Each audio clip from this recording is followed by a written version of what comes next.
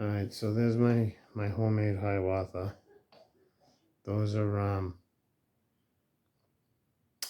Baltimore and Ohio passenger cars that I added a piece to the back and I printed the color and the lettering like I did on the locomotive to match, the burnt orange and the maroon.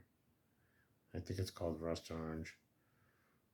And I wrapped the roofs white and then wrapped the locomotives and cut the windows out. I didn't cut them all out.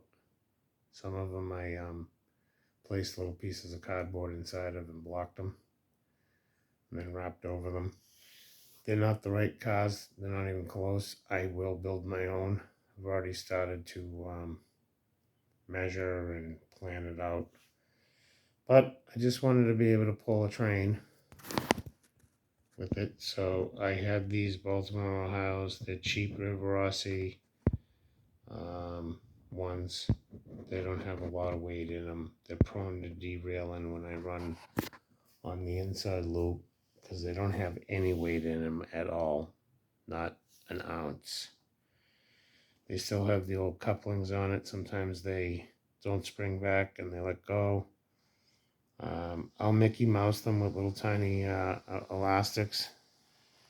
I'm not going to bother replacing them. I'll use little tiny elastics. I've done it before. They work pretty good. You just put them in the right spot. Don't have too much tension. I changed the logo on this train, by the way. I made that. I printed the logo on clear and then dropped it over chrome. And when I set the file up, I manipulated it so when I put it on, it would keep it straight. So I basically, yeah, it is. I could have did a better job, but that's what it looked like before I put it on. See how the little wings go up at an angle? They need to go up a little bit more so when you wrap this, because it's not symmetrical, it's not flat, naturally the wings want to go in a downward position, so you have to counteract for that. But yeah, I made a logo for it. It looks better than the one that was just gray. This train still has the original Riverossi motor in it, the round black 3-polar. It's not a bad motor. It's a little noisy, but it's now still got the original traction tire. I probably need to add a little bit more weight to this locomotive. At the time I didn't have any lead, so I had to use steel. I have tons of lead now, so I'll put some lead in it. It takes up less space and it's heavier. But they look alright. They'll pass for now. I just Mickey Mouse the back is, I taped some cardboard and made a shape in the back and then I wrapped it. I blocked out some of the windows. Actually, it doesn't have the numbers on it and it doesn't have the wording on the last two cars, and it doesn't say cafe, because that's actually a mail postal car that I covered over the doors.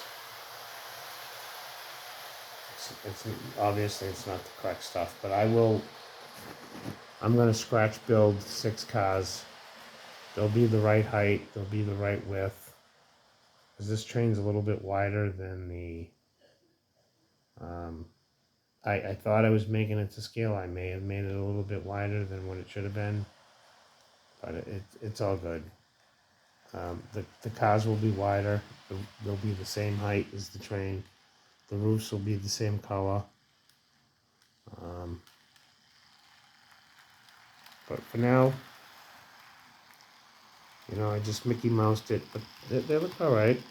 I printed all this stuff up on vinyl material.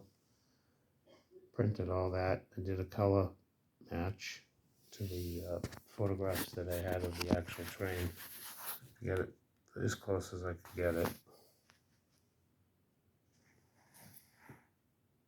That's all digital printed.